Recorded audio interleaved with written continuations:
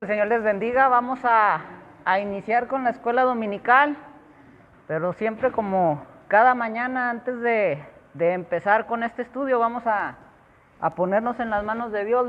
Los invito a que hagamos una oración. Vamos a orar. Padre Celestial, te damos las gracias, Señor, porque nos permites nuevamente estar reunidos en este lugar. Señor, te pido por aquellos hermanos que vienen en camino, apresura sus pasos, Señor, para que ellos también puedan aprender juntamente con nosotros, Padre. Aquellos que no han de venir, pues tú conoces las causas, Señor. Trata con ellos, dales una oportunidad, Señor.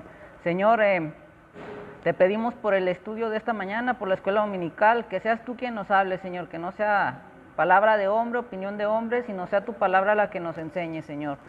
Señor, también te pedimos por el culto que se realizará después, te pedimos por el predicador, Señor, que también lo uses, que nos hable palabra tuya, Señor. Todo esto te lo pedimos en nombre de Cristo Jesús. Amén. Bueno, hermanos, recordando un poquito lo que vimos la semana pasada, es importante que vayamos recordando un poquito, porque nomás vimos el primer punto, ¿sí?, de la lección 2. ¿Alguien recuerda cuál fue el pasaje que vimos ahí en ese punto? Segunda de Corintios, ¿qué es, hermano? Ese fue, así es, esa fue nuestra lección, fue el primer punto. Los pasajes que dijeron están correctos, pero esos fueron de la primera lección, fue lo que estuvimos repasando, ¿sí? Es bueno eso también, que se estuvieron acordando, pero sí, eso fue de lo primero. Y el primer punto que vimos fue en Segunda de Corintios, capítulo 11, del 1 al 3, y bueno, ahí Pablo usa una metáfora interesante. Pablo usa ahí el matrimonio, ¿sí? Recordemos que Dios quiere hacer pactos con nosotros, ¿sí? Dios quiere hacer un pacto con nosotros, y bueno, ahí Pablo lo ilustra el pacto a través de la metáfora del matrimonio, ¿sí? Ahí, a través de la Biblia hemos visto ahí, por ejemplo, el pacto que hizo Dios con Abraham, y bueno, se mencionan ahí otros pactos, pero aquí Pablo quiere ilustrar esto a través del matrimonio, como el hecho de tener a Cristo es más importante, ¿sí? Estábamos ahí recalcando que a veces pensamos o vemos a Jesús como un premio de consolación, ¿sí? Cuando vemos todos mis sueños, todos mis objetivos, todas mis metas que no se cumplen, que son un fracaso, que no las cumplo, dices, bueno, pues al fin y al cabo tengo a Cristo, ¿no? Él me va a ayudar, Él me va a sacar de la situación, sí, es un premio de consuelo. Pero vemos que Pablo no quería esto. Pablo nos hacía ver que Cristo es lo más importante de todo, ¿sí? Y bueno, en esa metáfora Pablo habla como un padre celoso, preocupado porque la novia no se vaya a mantener pura antes del matrimonio, ¿sí? Ahí nos mencionaba tres cositas que vimos en este punto que Pablo nos recalca, ¿sí? Ahí está, Segunda de Corintios 11 del 1 al 3, ¿sí? Pablo hablándole a la iglesia de Corinto. Bueno, aquí Pablo nos habla de esta metáfora del matrimonio, y bueno, a la iglesia la presenta como la novia, y a Cristo lo presenta como el marido o como el novio, ¿sí? Y bueno, ahí la preocupación de Pablo acerca de la novia ¿cuál es? Que así como Eva se dejó engañar por la serpiente, se dejó seducir por la serpiente, tiene miedo Pablo a que la novia se deje seducir por falsos amantes, se deje llevar por aquellas cosas que le ofrecen los amantes, ¿sí? Y se olvide de lo que es el marido o el amor verdadero que debe de ser Cristo, ¿sí? Y bueno, ahí vimos que Él no nos tolera, sino que Él nos trae a Él entregándose a nosotros, ¿sí? Y bueno, estamos casados con Cristo, y esto significa que Él nos ha hecho recipientes de su afecto, y en turno debemos de hacerlo a Él el objeto final de nuestro afecto, no compartiéndolo con nadie más. Si mencionábamos que es una relación personal, es una relación íntima, ¿sí? Yo y Cristo, Cristo y yo, ¿sí? Y bueno, por eso Pablo les habla a los corintios como un padre celoso que no quiere que nada suplante o perjudique esta relación. ¿Sí? Mencioné acerca de los amantes, aquello que te va a tratar de desviar de tu amor verdadero o quien debe de ser tu amor verdadero, que es Cristo. ¿Sí? Y debemos de poner nuestras esperanzas, debemos de poner nuestra confianza solamente en Él. Y bueno, en este pasaje vimos que la relación y circunstancia más importante de mi vida en cualquier momento es mi matrimonio con Cristo. Esta relación fundamental cambia la manera en que me acerco a todo lo demás. Ahí mencionamos que a la vida cristiana, algunos la ven como un negocio. Hay personas que la ven como un programa bien planeado para que tú puedas ser una mejor persona. O incluso hay gente que llega a ver a la iglesia como un sistema de educación, ¿sí? Para ser una persona moralmente o hasta cierto punto buena. Pero bueno, Pablo, como nos menciona en este pasaje, nos recuerda que es algo mucho más íntimo y personal. ¿Sí? Es una comunión íntima, personal y completa, que solamente un sistema de educación o que una forma de negocios o bueno, que o un programa bien organizado, ¿no? Y bueno, estos son los 3 puntos que vimos en este pasaje que nos recalca Pablo, ¿sí?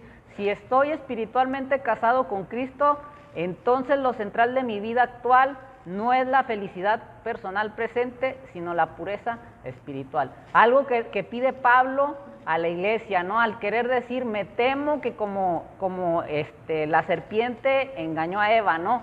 O sea, debemos de mantenernos puros, ¿sí? Es un compromiso de fidelidad, es un compromiso de permanecerle fiel a Jesús, ¿sí? Entonces, por eso Pablo nos dice en este pasaje, me temo, tenía miedo a que la iglesia se dejara seducir por esos falsos amantes, llámese filosofía, religiones, todo aquello que va a desviar nuestra atención de nuestro esposo, ¿no? O del esposo de la iglesia, que es Cristo. Mi compromiso con Cristo da a este pasaje una estructura de ahora y después, ¿sí? Vimos en este punto que mi vida ahora es la preparación para mi matrimonio después con Cristo. ¿Sí? ¿Cuándo va a ser esto? Cuando la cena matrimonial del Cordero ponga el escenario para toda la eternidad. ¿Sí? Las bodas del Cordero. ¿Sí? Una vez que se celebren esas bodas, es una preparación de la iglesia, de la novia, para ese evento, ¿sí? Que va a ser en el futuro y, bueno, va a ser ahí cuando la iglesia, la novia, se reúna con el esposo, ¿sí? Con Cristo. Ahora, mi vida en la tierra es un tiempo de preparación para aquel día. La realización completa de esta relación ocurrirá en el cielo, aunque yo realmente lo experimento en parte ahora, ¿sí? Viendo que Cristo es el premio, todo lo demás que podría apartarme de Él ya no es esencial. ¿Sí? Eso es lo que trata de decirnos Pablo, ¿sí? Que debemos de ver a Cristo como el premio principal, ¿sí? Que no debemos de verlo como un premio de consolación, sino que debemos de verlo como el premio principal, ¿sí? Como se dice en la lotería, el premio mayor, ¿no? El mayor premio. Y todo lo demás, pues, ya no es esencial o debemos de verlo en un segundo plano, ¿no? Ya no darle tanta importancia a aquello. Y bueno, también Pablo nos recalca que la vida cristiana tiene que verse con algo más que tener devocionales, dar dinero y participar en el ministerio. Mencioné la semana pasada que esto lo podemos hacer sin que Cristo sea el centro de mi vida. ¿Sí? Puedes tú ofrendar, puedes tú participar en las misiones, puedes tú tener tus devocionales, aunque Cristo no sea el centro de tu vida, lo puedes hacer. Pero aquí Pablo nos recuerda que hacer esto debemos de hacerlo como Cristo sea el centro de nuestra vida, ¿sí? Esto es lo que nos recuerda aquí Pablo, ¿sí? Que la vida cristiana es más que tener esos devocionales, que es el dar el dinero, que es participar en las obras del ministerio, ¿sí? Como lo mencioné, es una relación íntima y personal, es algo más profundo que estas cosas. Y bueno, ¿cuál es el corazón del cristianismo que Pablo nos da? Es permanecer fiel a Cristo en un mundo donde muchos amantes buscan mi lealtad y mi afecto. El cristianismo de Pablo es sumamente relacional.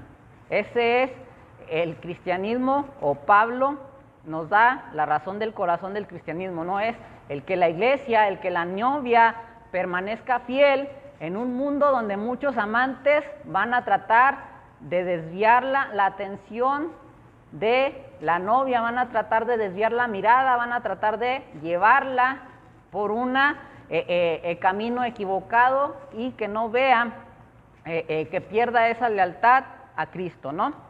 Entonces, si es verdad que Cristo es el único premio por el cual vale la pena vivir, entonces Él es maravilloso y asombroso, ¿no? Fue a la conclusión que llegamos en este punto. Bueno, resumiendo un poquito y vamos un poquito rápido, pero fue lo que estuvimos viendo, lo que llegamos. Bueno, aquí empieza la próxima semana porque aquí nos quedamos. Ahora, la pregunta de la novia: ¿quién es esta persona con quien me voy a casar? Es cierto que a lo mejor piensas con esta persona con la que te quieres casar, piensas una vida que sea de color de rosa, que sea de felicidad, que no haya problemas. Son cosas buenas, sí es cierto, ¿no? Pero también otras cosas que podemos arreglar, pensar, o tal vez la mujer piensen: ¿quién es esta persona con quien me voy a casar? ¿Quién es su familia? Posiblemente, si viene de una familia buena o si no es su familia tan buena. Posiblemente también pienses en qué te va a ofrecer esa persona, ¿no? Cómo te va a mantener económicamente,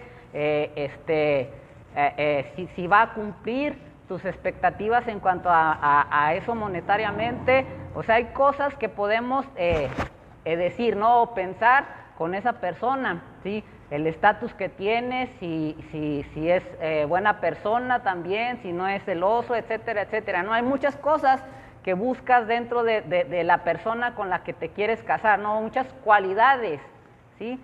Entonces, por eso la novia se hace esta pregunta: ¿con quién es esta persona con la cual me voy a casar? Y pues ahí puedes mencionar todas esas cosas que mencionaron, ¿no? Y son ciertas, ¿sí? Y bueno, entonces esa es la gran pregunta, ¿sí? Entonces, de acuerdo a esta gran pregunta que se hace la novia, vamos a la siguiente parte. Vamos a ver, ahí busquen en sus Biblias Colosenses capítulo 1 del 15 al 23, y ahí Pablo nos va a dar las grandes cualidades que tiene el novio, ¿sí? Que tiene Cristo, ¿sí? En cuanto a nombres, cualidades de su carácter, y en cuanto a los papeles de Cristo, ¿sí? Como novio. Capítulo 1 del 15 al 23.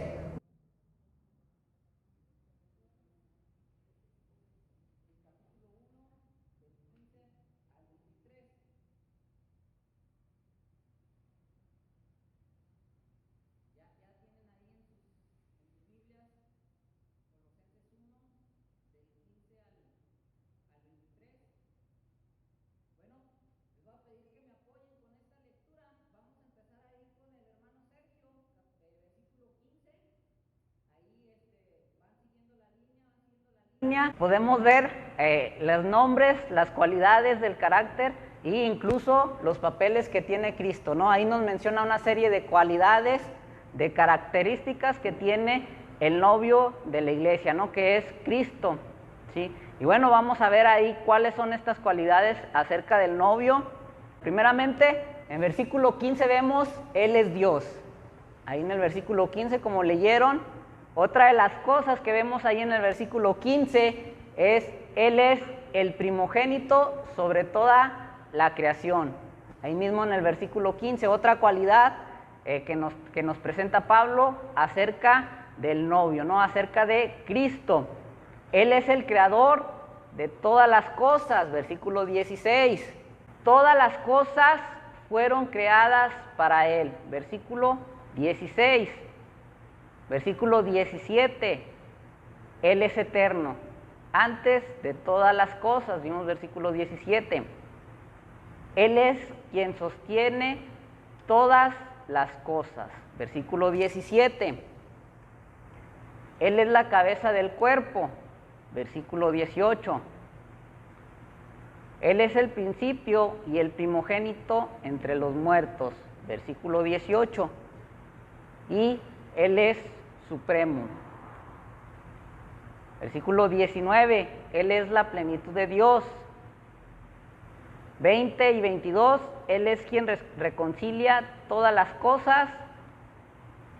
Y versículo 20 también nos dice que Él es pacificador.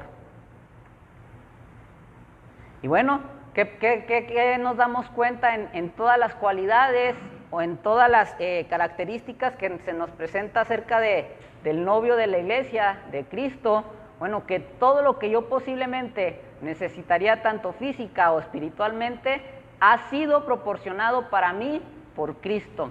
En Él está la plenitud y el gozo. Él es mi creador, redentor, sustento. Él es el verdadero marido de la iglesia.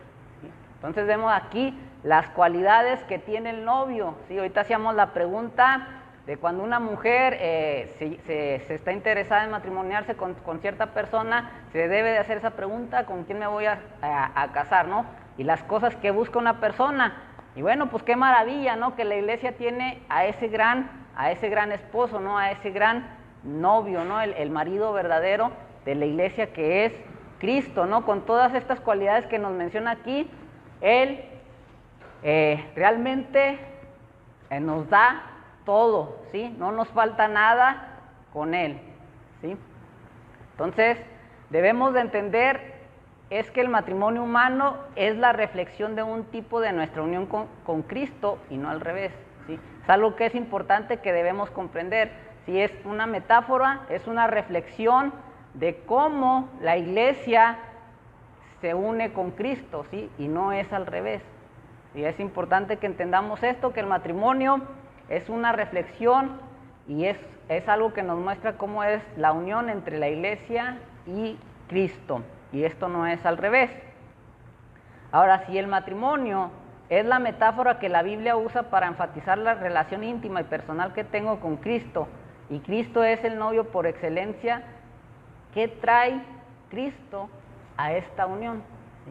Bueno, ya vimos vimos el primer punto, lo que nos enseñaba Pablo, ya lo repasamos.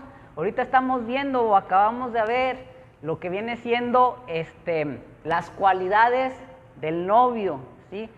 Lo que ofrece el novio, ¿no? ¿Qué cualidades tiene el novio? Es el primero, es el creador, es pacificador. Ahí vimos una lista con todas las cualidades que tiene Cristo, ¿sí? Pero ¿qué es lo que ofrece Cristo o qué nos trae a nosotros esta unión? ¿Qué nos da? ¿Qué beneficio nos da? ¿Qué obligaciones, qué responsabilidades nos da esta unión? Bueno, pues vamos a verlas. ¿Cuáles son las bendiciones de esa unión con Cristo? ¿Sí? Y algo interesante, ¿no? Lo que hace un matrimonio realmente agradable es cuando tu cónyuge realmente te conoce y te ama de todos modos.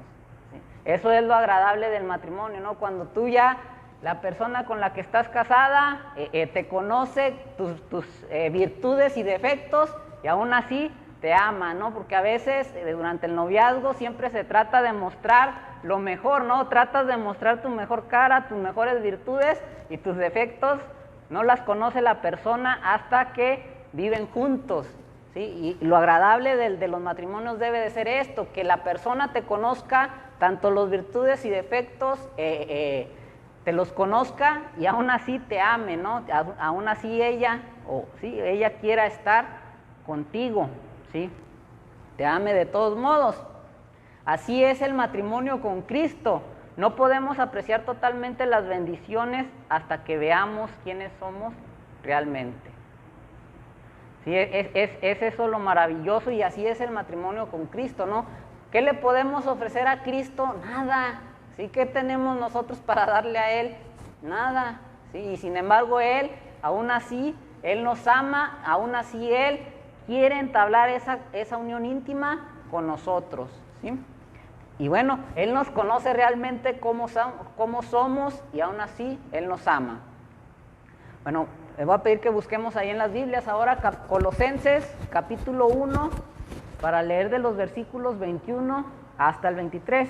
Y es cierto, ¿no? En Cristo hay plenitud de gozo. Él es creador, sustentador, Él nos provee, Él nos ayuda, Él es todo, ¿no? Las cualidades que tiene ahí lo hacen el esposo perfecto, ¿sí? Mas sin embargo, bueno, en la novia pues somos desleales, ¿no? Los amantes fácilmente nos seducen, fácilmente nos desvían. Entonces hay que reflexionar, ¿no? Si tenemos en Cristo el marido por excelencia, el marido perfecto para la novia, entonces debemos de reflexionar y buscar lo que Él pide de nosotros, ¿no? Esa pureza espiritual. Entonces, ¿algún otro comentario, otra opinión? ¿No hay? Para continuar. Bueno, continuamos. Ya tienen ahí Colosenses capítulo 1, versículos 21 al 23.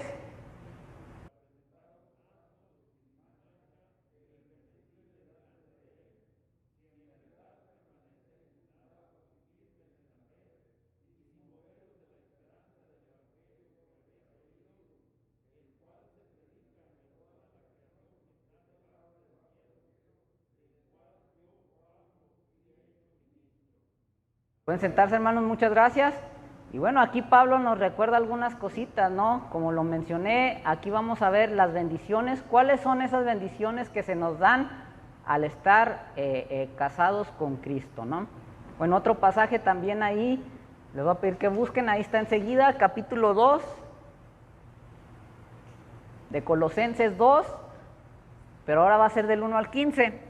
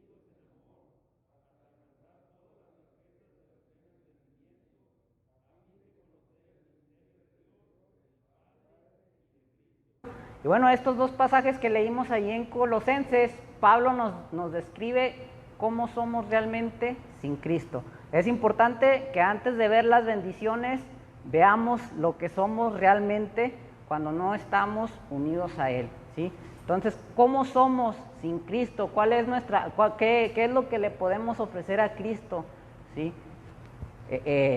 Realmente, o qué queremos ofrecerle tal vez. Bueno, vamos a ver algunas cosas. Primeramente, lo que nos dice la palabra de Dios ahí en Colosenses, que leímos del 21 al 23. Somos culpables del pecado y alejados de Dios, ¿sí? Entonces, realmente no tenemos nada que le podamos ofrecer a Él. Mira, primeramente ahí nos dice, ¿no? Somos culpables del pecado y estamos alejados de Dios, ¿no? Dice, recordemos que una vez que el hombre cayó en pecado, le dio la espalda a Dios, ¿sí? Se enemistó con Dios, ¿sí? Y eso nos hizo enemigos de Dios, somos culpables, ¿sí? Y bueno, este pasaje nos dice que somos pecadores culpables y también llenos de vergüenza. Pablo usa dos palabras para describir nuestra posición ante Dios. Primero, estamos alejados de Él, y segundo, somos enemigos de Él. ¿Sí? Ahí en lo que leímos del 21 al 23, el pecado nos mancha y nos separa de Él. Sí, esto es lo que realmente nosotros somos, y aún así el Señor, ahorita vamos a ver las bendiciones que nos da y cómo Él nos ama, aún conociéndonos cómo somos, ¿no? ¿Cuál es nuestra naturaleza? Segunda, somos necios y ciegos, ahí en Colosenses 2, del 1 al 8.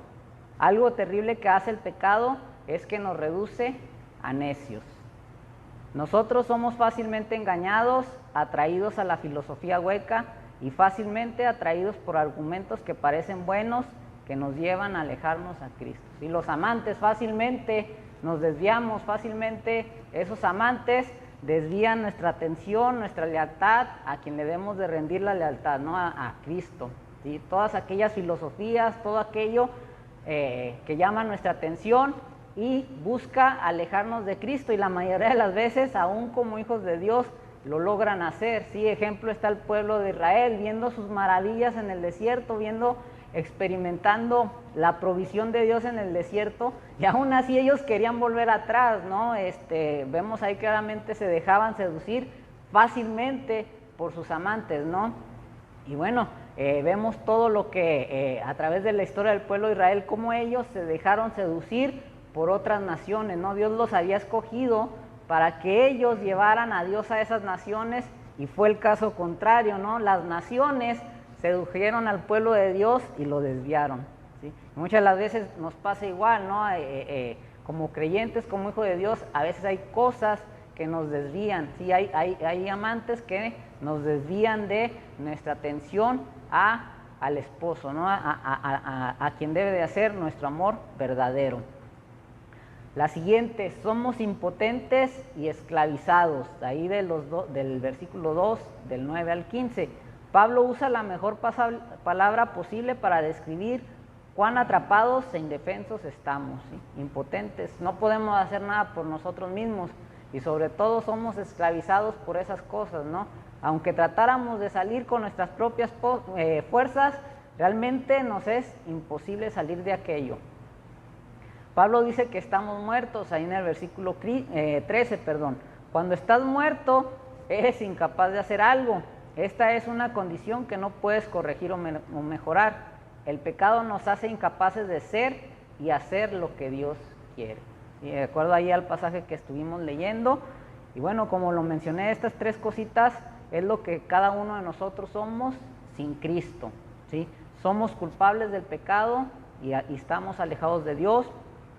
Somos necios y ciegos, y somos impotentes y esclavizados. No podemos hacer nada por nosotros mismos. Y bueno, Pablo ahí nos dice que estamos muertos. Este pasaje trata de hacernos ver nuestra situación de cómo somos realmente, pero también nos lleva a la conclusión de que en Cristo encontraremos lo que necesitamos para que seamos lo que debemos de ser, ¿no? Como lo mencioné, ¿qué es lo agradable de un matrimonio? Es que la persona que está a tu lado, aún con tus virtudes y defectos, aún así te ama y quiere estar contigo. Y es exactamente lo mismo con Cristo. Aún con esos defectos que tenemos, son puros defectos lo que el hombre tiene, Él aún así quiere relacionarse con nosotros. Y Él aún así quiere entablar esa comunión, esa relación íntima y personal con cada uno de nosotros, ¿sí? Bueno, esa es la conclusión, ¿no? Que en Cristo vamos a encontrar todo aquello que necesitamos para ser quienes debemos de ser. En Cristo vamos a encontrar aquello que necesitamos para que seamos lo que debemos de ser, ¿sí? Lo que Él quiere que seamos. Ahora, en medio de este pasaje hay una llamada a vivir en comunión y amistad diaria con Cristo, y celebrar el hecho que te ha concedido una relación con Él, siguiéndole cada día, ahí en los versículos, capítulo 2, de los versículos del 6 al 8, ¿sí? Una comunión, una invitación que se nos hace a vivir comunión y amistad diaria con Él, ¿sí? Todos los días, cada día, siguiéndolo a Él cada día. Lo que Cristo ofrece y trae a nuestra relación cubre perfectamente las deficiencias que traemos a la relación como pecadores, ¿sí? Ahorita ahí mencioné que en Cristo hay plenitud de gozo, y Él cubre todo lo que nosotros necesitamos. Él cubre todas nuestras necesidades. ¿Nosotros qué traemos a la relación? Pues nosotros traemos puro pecado. Nosotros no aportamos realmente nada a la relación. El que aporta todo es Cristo, ¿sí? Él es quien hace todo por nosotros. Como vimos, nosotros somos necios, somos impotentes, somos esclavos, estamos alejados y somos enemigos de Él, mas sin embargo, aún así, conociéndonos así, Él aún así quiere estar con nosotros, Él aún así quiere tener esa relación con cada uno de nosotros, Él quiere relacionarse con la novia, con la iglesia. Y bueno, ¿qué es lo que Él nos ofrece o cuál es la bendición que nos trae? Ya vimos lo que nosotros somos o lo que nosotros ofrecemos. Ahora, ¿qué o cuál es la bendición que Cristo nos da? Primeramente, que Jesús es nuestro justificador. ¿Sí? Ahí mencioné, somos culpables y alejados. Bueno, Jesús es quien nos justifica. Su vida, muerte y resurrección nos liberan de la culpa, pena, vergüenza y alejamiento del pecado. En su cuerpo de carne, por medio de la muerte, para presentaros santos y sin manchas e irreprensibles delante de Él. Vimos ahí en Colosenses, Pablo dice que somos santos en sus ojos, sin defectos y libres de acusación. Esto es realmente, es asombroso, ¿sí? De estar alejado, de ser considerado enemigo de Dios, ahora a ser justificado, a ser perdonado, a poder relacionarte con Él, ¿sí? Es algo maravilloso y es algo que solamente Cristo lo pudo hacer, ¿no? El hombre por sus propios méritos, el hombre por sus propios esfuerzos, nunca lo iba a lograr, mas sin embargo con Cristo Él nos ve santos a sus ojos, ¿no? Sin defectos, nos ve libres de culpa, nos ve libres de acusación. Así es como Él nos ve, ¿no? Nos justifica. Jesús es nuestra sabiduría. Bueno, como mencioné, nosotros somos necios y ciegos, pero Él, ¿qué nos ofrece o qué bendición nos trae? Sabiduría, ¿sí? En Él están escondidos los tesoros de la sabiduría y del conocimiento. Él nos libera del cautiverio a nuestra propia tontería, ¿sí? Y es algo que es cierto, ¿no? La palabra de Dios ahí nos ofrece gran sabiduría, gran conocimiento a través de su palabra, ¿sí? Bueno, nos da el conocimiento, nos da la sabiduría y bueno, nos guía día a día, ¿no? Si éramos necios y ciegos, bueno, Cristo nos da o Cristo se hace nuestra sabiduría. Otra bendición que tenemos de estar con Él. La siguiente, Jesús es nuestro poder en caso de somos impotentes y esclavizados. En Él somos hechos vivos y hemos recibido una nueva capacidad de vivir como fue designado, ¿sí? Éramos impotentes, éramos esclavos del pecado, no podíamos hacer nada por nosotros mismos, como mencioné, el estar muerto, no estábamos muertos espiritualmente. Aunque tratáramos de hacer algo, no podíamos, mas sin embargo en Cristo, Él nos ha dado una nueva vida, nos ha dado una capacidad nueva para vivir como Él quiere que vivamos, ¿sí? Es otra de las bendiciones que se nos da en Cristo, ¿no? El poder vivir, el tener esa capacidad de poder controlar nuestros impulsos, poder controlar nuestra naturaleza pecaminosa, decirle no a esos deseos, a esa naturaleza pecaminosa, de poder decirle no a eso y poder vivir como Cristo quiere que vivamos, ¿no? Y bueno, es importante que examinemos estas descripciones porque la vida cristiana está construida sobre el fundamento de la aceptación de quién realmente eres y creyendo quién es Cristo realmente. Es importante que veamos, o son importantes estas bendiciones que el Señor nos ofrece, ¿sí? Nos damos cuenta qué podemos ofrecer nosotros a Cristo, qué le puedes ofrecer, nada, ¿sí? Estábamos alejados, éramos enemigos de Él, éramos necios, éramos impotentes y esclavizados. Entonces, ese es uno de los fundamentos, el que aceptes quién eres realmente, ¿no? Sin Cristo, pero creamos quién es realmente Cristo, ¿no? Cristo es, sí es cierto, estoy alejado, soy enemigo de Dios, mas sin embargo en Cristo ya no soy enemigo de Dios, Él ya me perdonó, Él ya pagó mi deuda, ¿sí? Ante sus ojos yo ya soy otra persona libre de culpa, ¿sí? Aquella culpa que yo tenía, Cristo ya la pagó, aquella deuda, ya soy libre, ¿sí? Es cierto, debo de aceptar que soy necio, es una realidad, pero Cristo me da la sabiduría suficiente para poder vivir como Él quiere, ¿sí? Él es la sabiduría, Él es quien me enseña, Él es el quien me guía, ¿sí? Es cierto, realmente fui o realmente solo soy impotente y estoy esclavizado, estoy atado, pero en Cristo es mi poder, Cristo ya soy libre de esas ataduras, Cristo ya me liberó de esas ataduras del pecado, ya soy libre, ya tengo el poder para vivir como Cristo quiere que yo viva. Entonces, esto es importante, el aceptar quién soy realmente, pero también que crea quién es Cristo realmente. De acuerdo a lo que hemos estado mencionando, vemos que pues, nosotros realmente no somos nada, pero bueno, Cristo lo es todo, ¿sí? Y Él cubre todo lo malo en mí, todo lo que yo pudiera ofrecer, realmente Él lo cubre todo. Todo lo que haces será formado por el grado en que crees y actúas sobre las bendiciones que son tuyas en Cristo. ¿Cómo funciona esto? Bueno, si estás cargado de culpa, tenderás a esconder, justificar, culpar, racionalizar y cubrir tu vergüenza en vez de disfrutar la libertad de la confesión y la alegría del perdón. Y es algo que es cierto, ¿no? A veces queremos esconder, a veces queremos justificar nuestra culpa o cubrir nuestra vergüenza. Pero recordemos que en Cristo podemos disfrutar esa libertad. ¿Cuál libertad? La libertad de acercarnos a Él confiadamente, confesarle la falta que tuvimos y alegrarnos al saber que Él nos va a perdonar, ¿sí?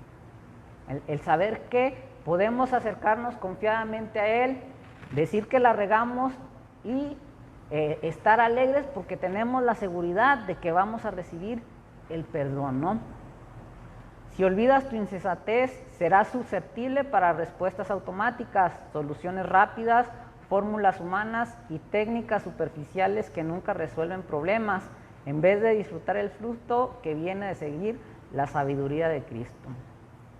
Si olvidas que eres una persona necia, vas a buscar soluciones rápidas, van a ser soluciones humanas, van a ser técnicas tal vez superficiales, pero todo esto no va a resolver tu problema, lo va a empeorar, ¿sí? En vez de que disfrutes el seguir la sabiduría que Cristo nos da, ¿sí? Para las soluciones a los problemas y conflictos o situaciones que pudiéramos tener. Muchas de las veces nos sentimos muy sabios y queremos resolver todo por nuestra propia cuenta. ¿Y qué pasa? En vez de buscar la sabiduría que viene de Cristo, lo queremos resolver a nuestra manera. ¿Y qué es lo que ocasionamos? Empeoramos más la situación, empeoramos más el problema. Si olvidas tu debilidad, reducirás la vida cristiana a una simple lista de reglas y comportamientos, siendo ciego a lo que falta en tu propia relación con Cristo. ¿Sí? Y bueno, a lo mejor hemos cometido o hemos llegado a pensar que el ser cristiano es esto, ¿no? El seguir una lista de reglas y comportamientos, cuando no es así, es algo que va más a fondo, es algo más íntimo, más personal, no es una serie de reglas, no es una serie de comportamientos, ¿no? Lineamientos y reglas para que tú te puedas portar bien. Y bueno, para entender un poquito esto, y acabando esto, le vamos a dejar ahí una ilustración. Se dice que había un chico pobre, ¿sí? Que nació en una familia pobre y la mayor parte de su vida se la pasó desnutrido, e incluso dentro de sus círculos sociales, en su escuela, era despreciado por los demás. Este chico rara vez estaba limpio o vestido de una manera correcta, ¿sí? Este chico tenía poca educación, bueno, lo que sus padres le pudieron ofrecer, lo que sus padres le pudieron dar, y por lo tanto este chico tenía pocas perspectivas para el futuro.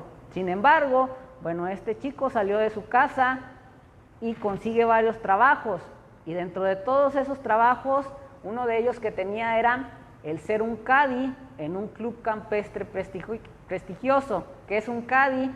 Bueno, es la persona que lleva los palos de golf, ¿sí? O maneja el carrito en los clubes campestres. Ese es el caddy, es el que le dicen, pásame el palo número tal, y ya la persona se lo pasa. O cuando avientan la pelota, él va y la busca, si cae en el agua o algo, él la recoge, ¿sí? Él acompaña a la persona que está jugando. Ese es un caddy, por si no lo conocemos. Y bueno, este joven en ese caddy conoce a una muchacha, a una señorita de familia rica, y esta muchacha se acerca a este joven y le dice, oye, quiero que trabajes conmigo, quiero que seas mi caddy, ¿sí? Entonces empieza a trabajar como su caddy, se empiezan a conocer y empiezan a entablar una relación de amistad, hasta que finalmente se van conociendo y culminan en que se enamoran y se casan, ¿sí? Y bueno, ¿a qué quiero llegar con esta ilustración? Bueno, que en un instante la vida de este muchacho cambió a un nuevo recipiente, a un nuevo estado, a un estado de riqueza, poder y prestigio. Pero ninguno de ellos debido a lo que ha hecho o merecido. El resultado fue por su relación. Vimos, este muchacho tenía varios trabajos. El estado de riqueza, de poder y prestigio no fue porque él se esforzó, o no fue porque él tenía muchos trabajos y él se lo merecía, no fue porque trabajó duro. ¿Qué fue lo que le dio este nuevo estado? La relación con la muchacha. ¿Sí? La muchacha era una muchacha de prestigio, de dinero, y ese fue el resultado, ¿no? Si esta muchacha era de dinero, bueno, el muchacho al matrimoniarse iba a obtener este estado por tener esa relación con esta chica. Y bueno, ¿qué es lo que lo cambia a este muchacho? Es el matrimonio. Su matrimonio cambia quién es él, lo que tiene, cómo experimenta la vida y cómo va a vivir por el resto de su vida. Lo que lo cambió es su matrimonio, ¿sí? Así es cuando el cristiano se casa con Cristo. Exactamente es lo mismo. Somos pobres, estamos desnudos, desnutridos. ¿Qué podemos ofrecer? Mas, sin embargo, cuando Cristo llega a nuestra vida, la palabra de Dios dice que obtenemos un nuevo estado, ¿sí? Una nueva naturaleza. Nuestros corazones eran duros como la piedra, pero ahora ellos son suaves y flexibles.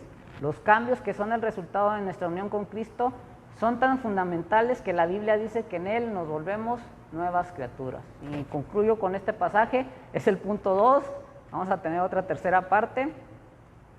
Ahí en Corintios, 2 de Corintios 5:17, de modo que si alguno está en Cristo, nueva criatura es, las cosas viejas pasaron, he aquí todas son hechas nuevas, ¿no? Como lo mencionaba, como este muchacho obtuvo un nuevo estatus por su relación, exactamente así nos pasa a nosotros con Cristo, ¿no?